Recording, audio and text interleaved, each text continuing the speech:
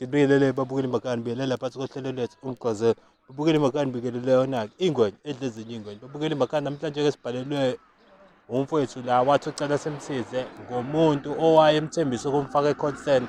Kodwa-ke uma esebuyela kuyena eseyocela ukuthi amfake, uliwe lemtshela isitori aye le nale. Kodwa-ke babukeli nani niyazi anginawo amaningi ngilinga amaningi. Ake sinikeleni khona. Kodwa-ke before sinikeleni khona ngicela ningakhohlwa uku-subscribe ni-like phela bonke. Bona bonke laba noma kwenzakalani. Awulo lokho iskipha senkomo.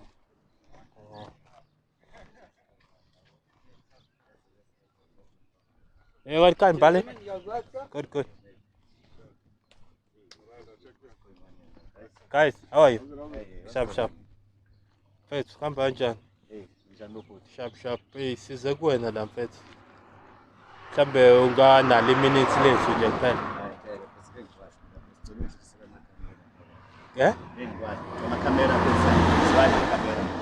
No, phela ngithi lalela mfethu. Imali. Angithi mfethu uhlelo lolu. Luhamba namakhamera. So amakhamera kumele sambe nawo. Hayi kodwa ngeke bro ngikwazi mina. Isimanga senje ngibekele amakhamera eceleni mhlawumbe sikakwazi ukuxoxa.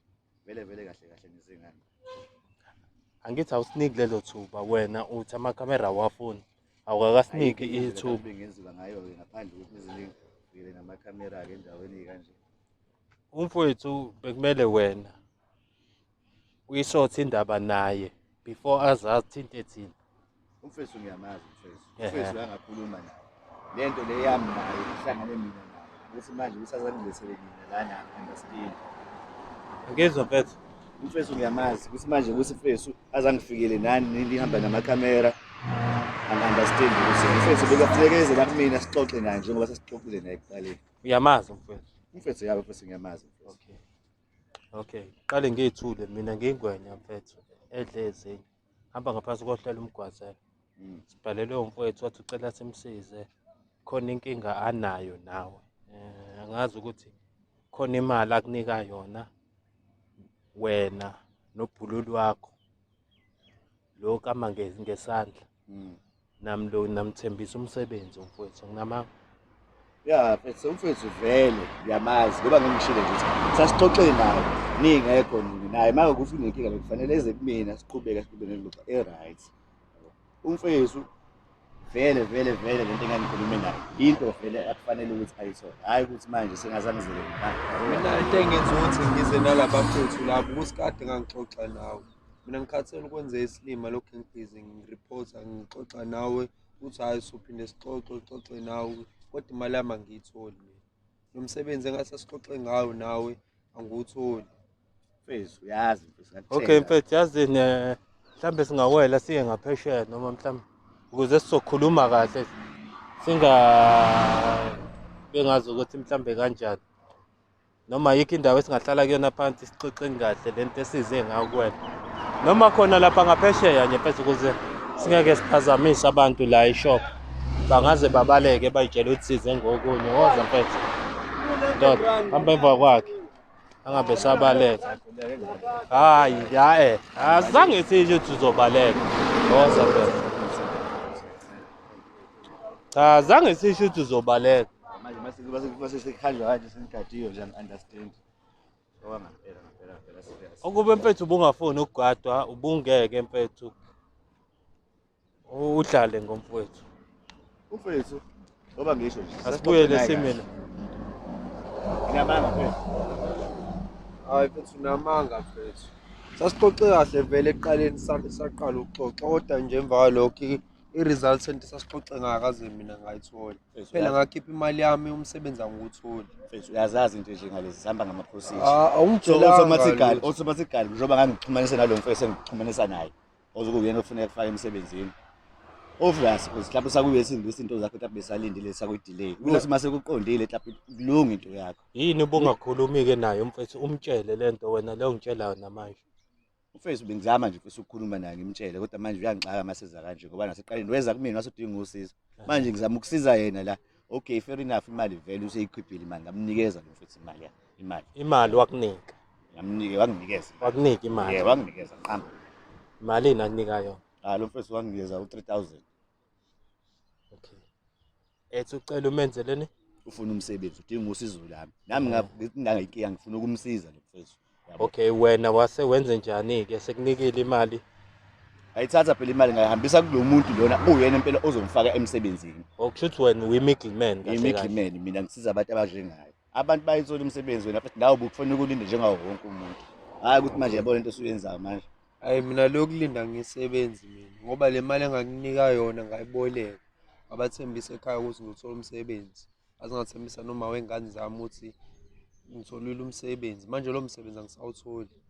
Yabo lonto la bonke abantu engibathembisile manje bathi mina ngikutsotsi. Thatha imali. Imali yakhe ayisabuyi back. Ayisabuyi imali zabo labo bantu labo. Mina ngenze njani ke wena ngoba awunungilindisile. Phela mfethu imali masihambile. Wena sekufuna ukwenza kuphela into obufuna ukuyenza nje ukulinda kuze kufike isikhathi. Kuze kube yinini elindile. 6 months indoda. 6 months ngilindile. Hayi ngeke futhi udlala ngami. Kuze kube yinini elindile. Idlala ngami nalo mjida wakho. Kade mina ngilindile. 6 months kwayila abantu laba abangiboleka imali baluzile ipatience lapha emuva bayifuna imali yabo. Khuluma nje ngoba ngize nalabantu laba ngoba ngiyayifuna le mali. Kumele ngikhokhele labantu engithathe kubona. Kodwa bengekho enye indlela yakhe mhlawumbe besingayikhuluma Bingekho enye indlela, bingekho enye indlela. Ngoba wena makufonela sometimes phone nami wayibambi ngikusendela ama message wabuka ungaphenduli. Manje ke mina ngifuna imali yami, ngifuni nje itori. Uyayizwa lo mfethu ukuthi into yena akhala ngento eclean. Uyamuzwa nje ukuthi nangendlela akhuluma ngayo nawe kuwena. Ukhuluma into eclean. Wena umuntu ekumele la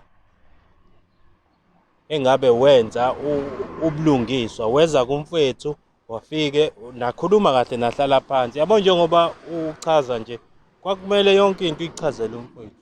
Ungamcross ungawabuka amafoni akhe ema-iPhone. Cha wena mfethu hayi ukuthi mfethu beke imphosile. Ukuthi naye ngoba ngayifuna i-understand mangimtshelile ukuthi akalindi njengawo wonke umuntu.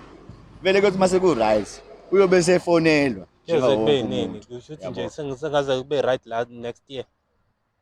Kodwa mina phela kuya next year manje mangukuthi akubi right manje. Kodwa bengayena umuntu ebengimkhohlile. Wena imake wena yasebenza ngithi. Hayi yabe ngasebenza futhi. Uyasebenza. Each and every month khona imali engenayo ngithi kwani. Yeah. Kunjani impela. Okay. So awucabangeke khona umuntu okhipha imali. Walinda ukuthi khona imali umfowethu uzothi mayiseqedile ukugwaza mayisethola umsebenzi same time. Ngoba ukugwaza kahle usuke uphusha umuntu lo ozokufunela umsebenzi ukuthi enze izinto fast. Then ukuyofaka i-CV nginama uyazi ndaba mfethu yabo njengoba ngichaza ukuthi angisho ukuthi mhlawumbe kanjani. Imake lento engichazayo yokuthi ukugwaza ifana nokuthi usuke usumphusha umuntu lo ozokufunela umsebenzi ukuthi enze izinto faster than lokho kokulinda okunormal okujwayelekile ukuthi ufake i-CV ulinde. Umfethu angifuni qhamuka wanginikeza imali. Lento lena bekufanele ibe private mina naye. Yayibo manje lento aseyenzayo manje ayisekho-ke private sengilethela ninaye kanje. Ayisekho-ke private manje sizoba nenkinga ukuthi manje ke sekuthiwa mina ngithatha izimali zabantu ngenxa ukuthi bafuna ukuthenga. Vele uyayithatha imali zabantu. Kahle njengoba ubukade umukela imali kumfowethu. Leyo nto ibiza ngokuthini? Umfethu mina inhloso yami kwakukumsiza. Yabo. Ukuthi athole umsebenzi ukuze abe right. Okay mfethu. Ingakho lento le yafuna seze private. Naye mawukuthi uyangidinga eze kumina kahle. Angithi uthe wena awusebenzi kwedwa. Yeah ngisebenzi vele. Uthe wenzani? Mina thathe le mali enginikezwe umfethu. Ngayisa kulo muntu oyena ozokuqasha. Okay. Yabo. Ukuze ukwazi ukusebenza. Mina ngiqasha abantu. Okay. Kodwa ngoba mina lo muntu ngiyamazi bengenzela ukuthi kube lula for wena. Manje senze njani-ke thina-ke njengoba umfethu yamuzwa manje ufuna imali yakhe and asambi la without imali yakhe. Shuthi kuyaphoqa-ke ukuthi-ke njengamanje kumele siye kulo muntu wena lo othi wamnika imali. Kodwa nalokho nje amanga ukwazi ukuthi mangikwaza kuwena uthatha imali uyise komunye umuntu enye into le amanga ngiqala ngayo lona. Abafethu ngihlala nabo lapha elokishini bahlezi bekwazi beqasha same time. wena okwakuphi lokukwazi kwakho okulast 6 months. Mina ngihleli lapha ngilambeki Wena mfethu umsebenzi la kwakumele umtshele umfethu ukuthi yabo umshaya ngepopo ngemali yakhe. Manje bele umthembisa into engekho. Yazi kubuhlungu kanjani ukuthi uthenjiswe into ibe ingekho. Uyolinda uyitshela ukuthi kusasa. Mina ukuba umfethu Lutho. ukube nje umfethu wangitshela ukuthi usekhathele ukulinda okuninkinga. Angizozama mina ama-means ukuthi wena mfethu ngizame ukulethela imali yakho kunokuthi ungilethele abantu kanje yabo. Wena mfethu ubungakazeni uye kumfethu umtshela ukuthi usufuna imali yakho. ngeza kuphethu ngiyazi umtshela Wathini? ukuthi ngifuna imali yami. Wangitshela ukuthi hayi khuleka linda umsebenzi uzowuthola wena nje. It's a matter of time umsebenzi uzowuthola. Hleze ngitshela into eyodwa mina sengikhathele lokho. Futhi ayikho umuntu ongeke ngakhathali ukulinda 6 months inyanga engaka elinda umsebenzi. Yayizwa kodwa inkinga yaba. Obvious umsebenzi oba ngangolindi ngoba ngangofuna ngangifuna ukusebenza. Uzoqamba ngalapho nje inkinga yakho ngiyayizwa. Okay. Kodwa nje eyami iphathi irole engangifuna ukuyidlala nje mfethu ukuthi athole umsebenzi ngoba wafika mina ezongikhalela wathi udinga umsebenzi. So bengingacabanga ukuthi mina ngabe yena umuntu usedinga imali because i-first priority yakhe kwawukuthi inhloso zokuthi athole umsebenzi. Phela uma ufuna umsebenzi bese obvious udinga imali. Wenza noma ngayini ukuthi uthole umsebenzi. Uma ucabanga ngafike ngizofuna umsebenzi kuwena nginemali la mali anganginayo ngangiboleke kubantu ani bayifuna imali yabo kade belokhu bengibelesele ngizoze ngishaya abantu lapha elokishini. Nami mfethu yabo lo mthaka lo engamnikeza imali yakhe kuyena impela afuna ukuthola umsebenzi. I'm putting pressure on him nami ukuthi mfethu to make izinto ukuthi zibe fast. Besicela mfethu ukuthi nayi imoto ikhona so hamba sekuyena ukuze siyibone le pressure oyifakayo ukuthi uyifaka ngempela yini. Ukuze sikubone leli qiniso leli ukuthi iqiniso lento oyishoyo ukuthi nawe you putting pressure kumuntu. Alright. Manje inkinga esingaba nayo indoda ematasa le yazi. Cha phela lalela mfethu ngeke phela usitshele istory wena. Wena into ekumele usitshele yona usitshele ukuthi okay asihambeni noma siphuma kanje. Yabo njengoba usuqhamuka nestory usuthi indoda ematasa. Kushuthi wena kahle ususitshele okunye. Automatically kumina sekuyafika ukuthi wena bengekho umuntu wesithathu. Nama Hayi mfethu. Mawukubeka kanjalo cha kunjalo. Phela lo ndoda singahamba sizoyibheka sibone sizoyithola yini. Angazi noma ngivumelele ukuthi ngiyifonele eqala ngitshela ukuthi siyeza yini. ngicela uqala umcheck efonini mfethu. Ngithi ngiqale ngibheke ukuthi ngabe yathola. Angithi umuntu osebenza naye. Ya nisebenzisana naye mfethu. Usebenzisana naye noma awuchazi. Ngisebenzisana naye bese mangisiza awusuke kahle ngisiza abantu abafika efanje ngalokho sabafika kumina bezokhala ngomsebenzi ukuze lo mfethu akwazi ukuthi abasize. Oh kushuthi wena kahle wena wenza imali kubantu asuke bezofuna umsebenzi befika bexakekile kuwena. Kanti hayi ukuthi usuke usiza umfowethu usuke wenza ubuntu. Ufuna ukuthi babe more abantu aba right empilweni. Hayi ukuthi wena ugaine out of umfowethu. Ukuthi wena mfethu sebebaningi vele abantu engibasizile. Ukuthi nje umfethu Okushuthi okwakhe kube nebhajanana ukuthi kwaba khona idelay. Seziningi imali lezo labo 3000 ubahla. Bayasizakala abantu mfethu bayabuya ngisho. Ingakho nihlala endaweni eziright kanje. Inyembezi zabantu. Uyazi ukuthi lezi imali lezi ayitholakali kahle. Tholakala kabuhlungu. Njengoba umfethu nje echazela ukuthi imali yabantu le ayithathe kubantu. Wena ufila kanjani mase ekuchazela ukuthi uzoze athola induku ngokuthi imali yabantu bayifuna abantu imali yabo. Lo wena oyithathile wayifaka isicathulo. Njengoba usuthi nje ikumuntu.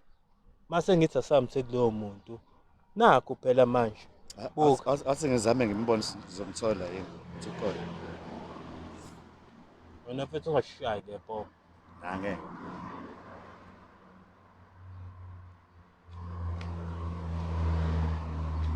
Sure, boy. Okay, how are you? Yeah, boy, we got a problem here. Where are you? At home? All right, can I come there? Oh, okay. All right, boy. Okay, sure. Uyena lo makama ngesandla wakho. Hawu yena mfethu. Kuthi ukhona bo. Inkinga yini? Udlala ngomuntu wakini. Nizokama nomakama ngesandla imali. Phendula umuntu wakini ilokhu njani isilimo. Ukephi nendawo? Sambe naye imoto. Ayishazi sisuka singahamba ngitshengisa ama direction ngendlela. Okay.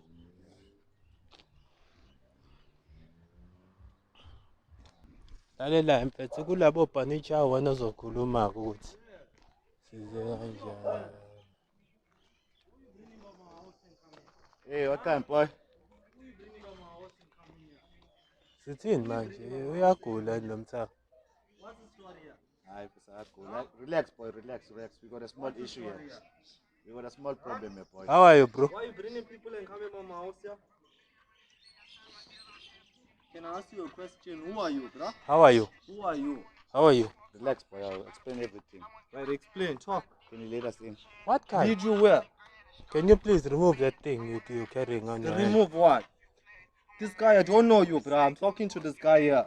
Okay. Bro, we got a problem. Yeah, You what's remember the other problem? time when you made a deal? What deal you talking about? Then I have a guy who was looking for a job. I don't know what you're talking about, bro. No. Okay. Okay. Yes. Lalela mfethu. Yes. Singahamba siye endlini. Can you go inside and then we talk about this thing? We can't talk about this thing. I don't even know what we're talking about here. This Oh, guy, don't worry. When brother, you go this guy inside, here- we'll I'll tell you explain what everything. we hear. this guy here, I only know him as far as buying him a beer. That's all. I don't know him. Aibo. Mfethu, I don't know him. Yabo launch. Yeah, he's a launch. Mfethu. Just relax, please. Who boy. can't the story, lo mfethu?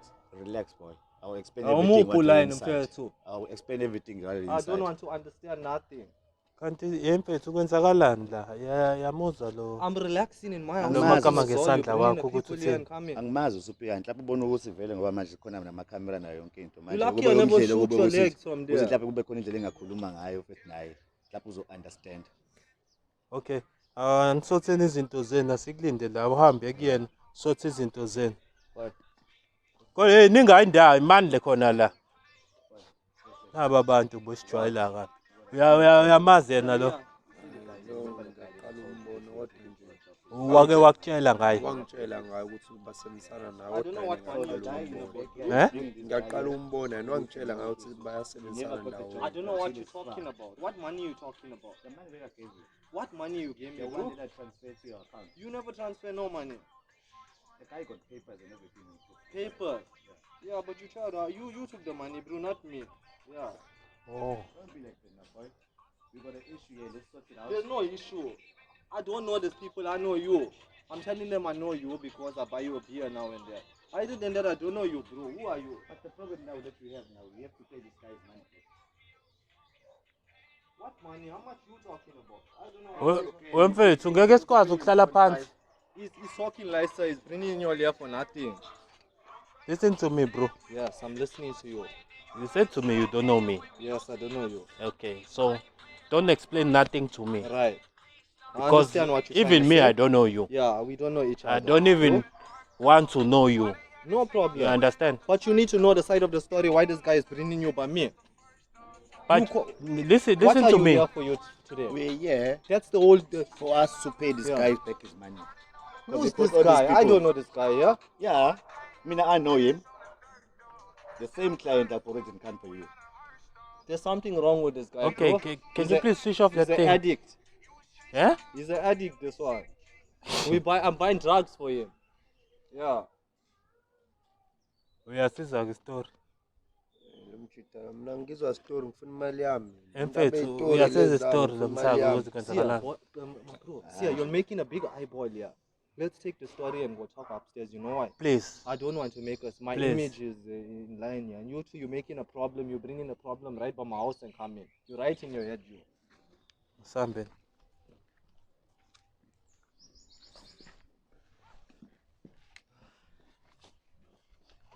Laba bacabanga ukuthi sonke sishida bangamanzi. Ngiyababuka nje. Edaba Miyake wena. imali yami. Ngomfaka Story into zami. nale nto alibele iphethe la. Uzoyibona into afuna ukuyithola. Hamba baba.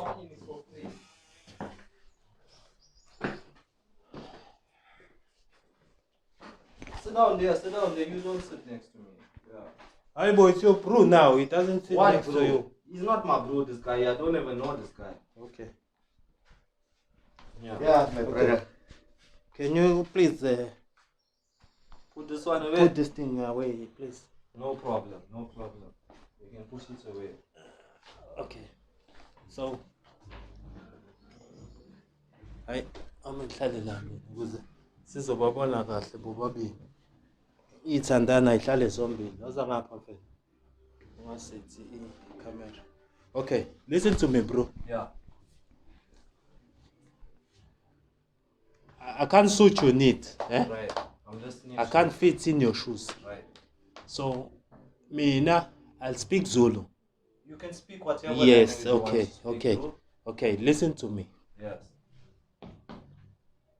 Ukuthi wena ufila kanjani, awufili kanjani. Me, I don't give a fuck. You understand? Yeah. What we here for? Imali kalomfowethu. Yeah. You must talk to the. Oh, you know Listen, me. hey, You know me. Baba, wait, You know me. hey, Baba, wait, I'm listening. Yes. wait. Listen to me. Right. I'm listening to you. Yabona amazinyo akho, we will take it out and then go with Yeah, it. I understand what you're saying. Okay. But we got security here, my friend. I don't care. Let's make You things can simple. call your security to come Let's now. make things simple. Let's pay You back don't the know money, what this you're guy's getting money. involved in. No, don't Pay worry. him the money, then we'll talk This later guy is coming episode. with a problem. Why are you not talking to him? He's the big scammer. Okay. Uyamuzwa ke mfethu. He's the scammer here. Uyamuzwa. Me, I don't know this guy. I don't know you. I don't know you. I don't know no one. I know this guy. I know you don't know him, but I'm the one who's being inclined by you. First, he tell me his name is Jonathan. You think that's the right name for a... I'm not saying anything bad or anything. It's not a joke, sir, but he told me his name is Jonathan. And then? And I bought him a beer. He said that he gave me a sad story, so I had to buy him a beer. That's how we became friends. Okay. So he's kind of in a story here. He's making a story. Lalela mfethu. Uyabona le nonsense asitshela yona. Asizele la. Thina into esizele la ukuthi imali kamfowethu iphuma kanjani today. Ukuthi nahlangana kanjani naye. Say, how much money do you have? Let's pay this. Asihlangane. I'll deal with you later. Nalutho. Wena yakhlupa. You don't remember now. But this guy, he pay us. I gave you the money. He bro. pay you the money, bro. Who you pay your money to, bro? I paid this guy. You know me. No, I don't know You don't know me. I Same send thing I'm money to telling you, his sir. account. My name is Daniel. That's my name. Now this guy, I don't really know him. Uyabona ke baba. Uyabona kuba njani? Le nto ade ngiqeda ukukutshela yona. Manje usayayipay. Le nto No, ade ngiqeda ukutshela yona ukuthi Let's uma udila nalabantu What did you do ekugcineni with the usala money? wedwa. Because if me, I give a proof now, what you can do. Uyayifuna ukufana imali yakhe. Me, I can give a proof now against you, what you can do. What can you do? There's nothing that you can do. Okay, Imaki. Give us something it prove ukuthi naye u-involve kulento or wamnika imali. The only way that I can actually prove it was Okay. I gave him the money. Okay. I'll go to my bank app on Okay, my phone, yeah. right, and actually show you guys the transaction that I Okay. engage. Nginikeza yena imali. Okay. Yeah, Tell me, nice. bro. But Jonathan, you forget him, Jonathan. Wait, bro. Tell me Yes. something. Yes. How did he know your account number? This guy. Yes. How did he know my account Yes. number? I told you he took the money. Hey, I told you he took the money, bro. Okay. Carry on. Tell me your story. Right, this guy here. Yes. Okay, right. I'm gonna tell you the truth now. Yeah. Okay. Right. Now you want to tell me the truth. I was telling you the truth, but not the whole truth. But this guy here came to me. You see, you're causing a problem. Hey, You're Bab. bringing these guys here and coming. Hey, Bab. I wasn't expecting the Hey. bidder. Hey, Bab. This Hey, guy Bab. gonna show him something I now. wasn't expecting Lalela. the bidder. Hey, Bab. Hey, Bab. Hey, Bab. Let's Hey. solve this Yeah, thing boy, out, yo. Baba. Hey, Bab. You can see my face. Me, I'm not Ithatheni playing. lento yala labo yabazi babuye bagule ngamakhanda. Lalela wemfethu. So, my bring this guy Excel, coming here. Excel, Kulala you now. Excel, hey. You hearing me? What I'm Excel. telling you? Hey. My We don't friend, check for Sit down. This guy here Sit down. is a problem. Sit down. Sit down. You know what? Sit I down. gave him the money back. Sit down. No, listen. Okay. Listen, Okay, Bongani. sit down, yes. Slow fed.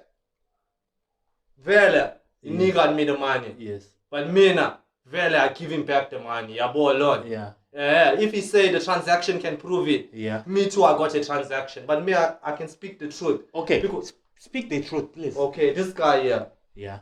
Okay, so we provide opportunities Okay. for people. You too. Not both of us. So we provide these opportunities, okay? We actually get them into a scholarship where they work and they have to provide us with a fund of 500 rand that covers their books, Yeah. okay? I don't know what money, how much did he say is owing you guys? 3,000. 3,000. That's a big lie because we never took 3,000 from him. The only money that we took from him was 500, which I already sent back to his account. Mfethu, uyasizwa ke story asishoyo lo mfethu. Ngiyamuzwa mfethu. You said to us you don't know nothing. Uthe awazi lutho. Angithi uzwe? Yeah. Okay. Mfethu. Nangu umngani wakho uthi akazi lutho. So senze njani? Ima-ke mfethu. Njengawe nje, njengoba nawe mfethu uwena. Let's say uyifake enyaweni zakho mfethu. Ubuzokwenze njani? Okay, the thing is, bro, I'm not gonna lie to you, we like contractors, you check. But the money that we want to provide opportunities for young singers and all. But the thing that he's talking about, 3,000, I'm not gonna go for it because he never put 3,000 in my account. He put 500 rand in my account. And So then, what did he where do? did 500? I sent it back to his account. It's That's- all digital. we are Everything is proof. Ah, ngiyamuzwa, We have proof. Kodwa It's manje- digital, bro. Le nto ayikhulumayo uyayazi. Indlela akhuluma ngayo wathi ufuna ukuyikhipha kule nto kanti lento vele sisebenzisana nayo. Indlela mina tape ngingasho ukuthi umfethu tape ukuze akwazi ukuthi lento isolveke instead of ukuthi arguing. Okay, what did you do? Bengathi mina nomfethu angibekezele at least ke noma kuphela inyanga yabo and see ukuthi mina ngikwazi ukuraise malini ukuthi ngikwazi ukumkhokhela umfethu because mina anginqaba ukuthi ayithola imali yakhe. Lalela-ke mfethu. Angithi wena udla amabhanishi awo abangani bakho lapha. Lalela-ke. Thina sidla amabhanishi awo. Asifuthi ifuna namhlanje imali. Manje ngayithola imali. How much money you got there with you? Hey, my bro, I don't owe you nothing because I gave the money back. I told this gentleman here that me myself, Daniel, I gave you. You told me your name is Jonathan. I don't know nothing about you. We met on the street. That's all I know. I only told you that we're providing opportunities for people across South Africa. But after how many But I hard didn't work tell I've you. did- man, after how many hard work I've did for you, bringing your clients and everything, I mean you can't even sort this problem out. I Shuthi must- sikhokodwa ishaya imali, eh? Ubumnika u500 wena uthatha u2.5. Hayi wenkunzi, eh?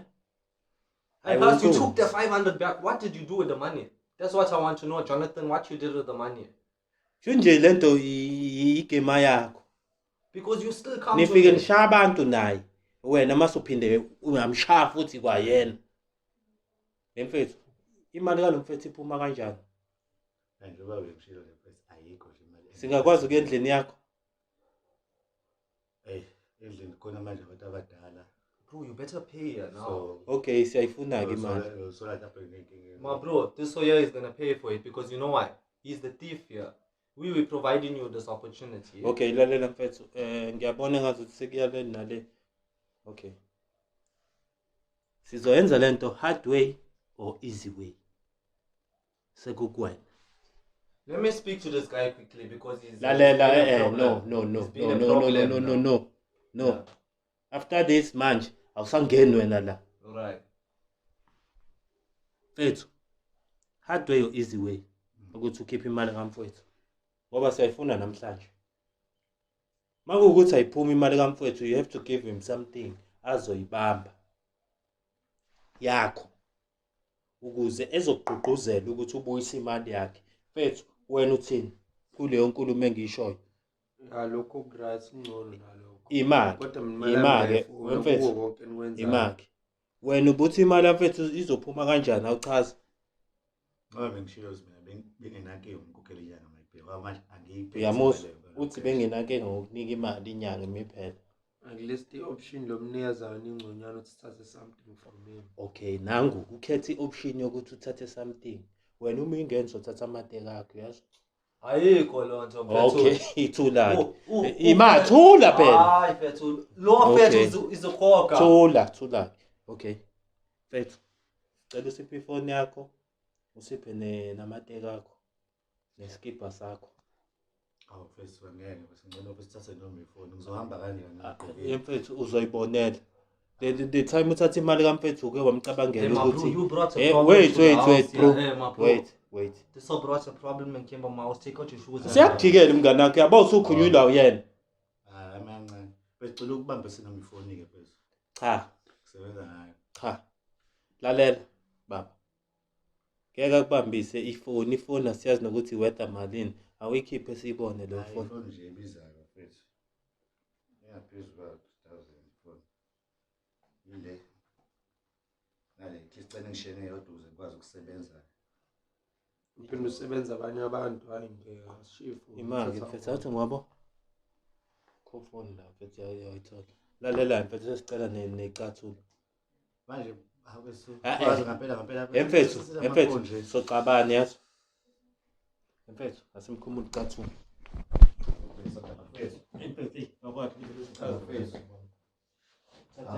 Hey kahle mfethu usenzile. Faka la masokisi lapha kuyena. Sambe. You next time if you scam people we'll come for you. Sambe.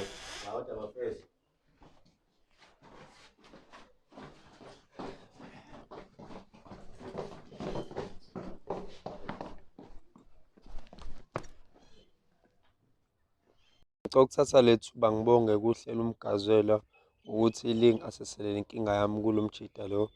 Ngiyabonga kakhulu futhi ngiyathemba ukuthi uma ukuthi akayikhokhi imali yami nezinto zakhe lezi ngizoyidayisa. Uma ukuthi ayidayiseki ngizobuyela kuhlelo ukuthi bephinde bengisize. Ngiyabonga.